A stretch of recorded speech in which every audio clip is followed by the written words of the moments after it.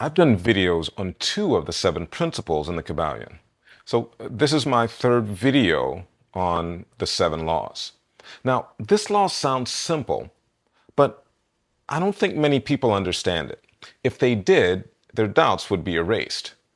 Sometimes you can hear words and not understand. The Kybalion says the lips of wisdom are closed except to the ears of understanding.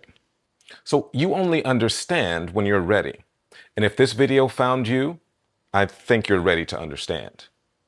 Welcome to Closer to Your Higher Self. My name is Jerome, and I want to help you create a life you love. You are more powerful than you know.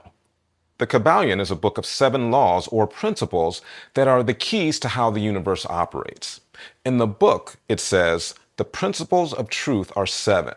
He who knows these, understandingly, possesses the magic key before whose touch all the doors of the temple fly open. The book was published in 1908, and it's said to be the Hermetic philosophy of Hermes Trismegistus. Now, the authors are listed as the 3 initiates, but many people attribute the book to a man named William Walker Atkinson. For me, it doesn't matter how ancient it is or who wrote it. What matters to me is that it contains truth. And you know it's truth because when you hear it, it resonates with you. It's true on all levels, and it agrees with science, and it's known in different cultures all over the world. Although they may be stated in slightly different ways, different cultures and spiritual traditions will say essentially the same thing. Beware of any book, tradition, religion, or person that says only they have the answers. So what is this law that seems so simple, but it's not fully understood? And how do we use this law to erase doubts and enhance our lives? It's the principle of cause and effect. The Kybalion says every cause has its effect. Every effect has its cause. Everything happens according to law. Chance is but a name for law not recognized. There are many planes of causation, but nothing escapes the law. Now, almost everyone has heard of cause and effect. What goes up must come down, you reap what you sow, etc. But it's the second part that many people don't understand. Everything happens according to law. Chance is but a name for law not recognized. And there are many planes of causation. If we look at a game of dice, for example, many people would say that's a game of chance. But the dice obey the laws of physics. So if you know the weight of the dice, the angle of the throw, the starting position, and the force of the throw, you could calculate where the dice would end. It obeys the laws of physics. Now, no one wants to make that calculation, but let's take something else like battleships. They used to be made of wood. Why? Because you throw a piece of wood into water and it floats. So people said, wood floats, so let's make our boats from wood and our boats will float.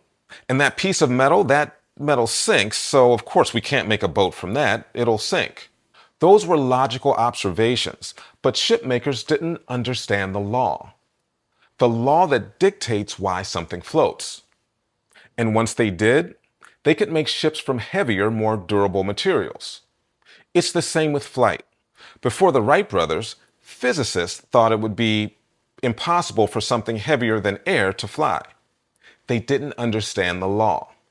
To someone that doesn't understand these laws, floating metal and flying machines seem like sorcery. But there's no magic. There's just understanding of the law. The point is, once you understand the law, you can use it to your advantage. Instead of being a victim of cause and effect, you can cause an effect. Now let's look at that part about the planes of existence. But before that, if you're getting something from this video, like and subscribe so you can see more of my content in the future. And there's a link in the description for a free guided meditation to help you work with negative thoughts. The Kybalion says there are different planes of existence. The main 3 are spiritual, mental, and physical. Now, in the Kybalion, each of these planes is broken down into subplanes, but for our purposes today, we only need to focus on the 3 main ones. The law says that the higher planes, i.e. spiritual and mental, can control the lower or physical planes. So taking action on the higher planes allows you to control the lower ones. When you're having a bad day on the physical plane, you can get into a higher plane and change your state. Here's an example. A few weeks ago, I was on my way to Costco, my favorite store. I was driving about 40 miles an hour and I came to a stop in a left turn lane. The arrow turns green, I hit the accelerator, and I realize my car won't turn. I'm turning the steering wheel, but the car is just going straight. So I come to a stop in the intersection. It's kind of a busy intersection, so people are honking at me and getting angry, like I wanted to be in that intersection. So I call the police, I tell them what's happening. They send out a couple of cars, and the officers are directing traffic around my stopped car. I call a tow truck and get the car towed to my mechanic. He looks at my car and he knew what it was almost immediately. He says he can get to it the next day, and he also said it would be around $1,700 to fix. Now, at this point, I didn't feel the greatest. The embarrassment, the $1,700. I don't have my car, and I didn't get to Costco. So I'm walking home from the mechanic, and my state shifted. Why? Because instead of staying physical, I got into a higher plane. I thought about how 3 days earlier, I was on the expressway going 80 miles an hour. If my steering had broken then, I don't know what would have happened. I went from frustrated to grateful in a matter of seconds. Grateful that I didn't get hurt or hurt someone, and at that point, I was happy to spend $1,700. So the higher planes control the lower.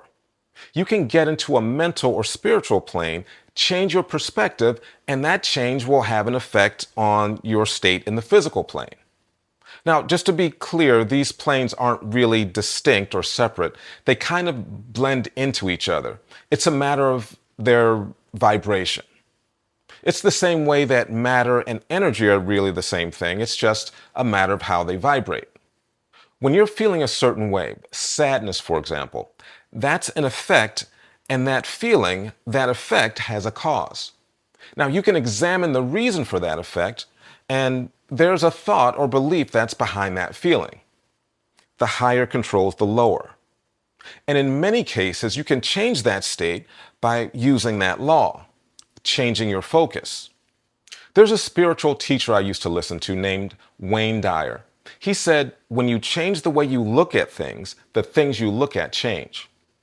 Or someone in the comments section of one of my videos said, whenever something isn't going his way, he smiles to himself and says, that's not exactly what I wanted. And somehow this shifts his mental state. The higher controls the lower. He's using that law. That change in the higher plane affects the physical, which means it affects hormones and gene expression, which means that you can make yourself sick or well depending on the effect you create. You can look at the law of cause and effect, decide what effect you want, and cause that effect. Now, to the extent that you can keep those thoughts in a higher vibration, you can affect this change. And this is what we're doing when we're using the mirror principle. You make a change at a higher spiritual state, and it affects your life in the physical or lower state. Now, if you're having trouble keeping your thoughts at a higher vibration, you might be interested in my course that's coming soon. It's called 7 Days to a Controlled Mind. I'll let you know when it becomes available. And here's an idea about cause and effect that helps me if I'm having doubts. Every effect has a cause, and you can follow every effect back to its cause. Now, if you keep going following these causes, you end up at what some authors refer to as first cause, or the beginning of the universe. And based on the first law of the Kybalion, we know that the universe is mental and exists in the mind of God. Now, if we live in this universe where all creation came into being from nothing, then anything is possible. That business you want, or finding the love of your life, or getting healthy is nothing compared to creating something from nothing. I happen to think that's pretty powerful. Think about that for a minute and tell me your thoughts in the comments. And I'll see you next time on Closer to Your Higher Self.